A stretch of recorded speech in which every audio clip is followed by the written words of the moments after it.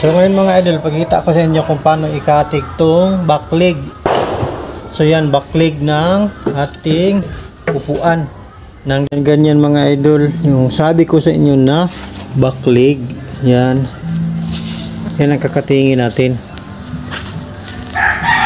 Yan. Dining table. So, tara samahan nyo ako, pakita ko sa inyo mga idol kung paano ikating. Una, may guhit na to mga idol. O bagis ba?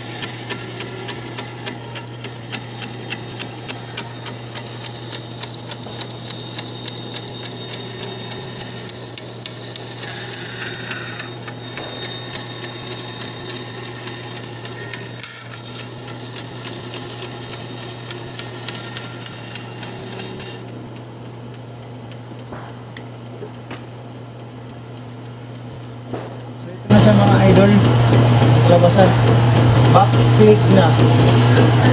So bali hatiin pa to sa dalawang mga idol, isang upuan na to.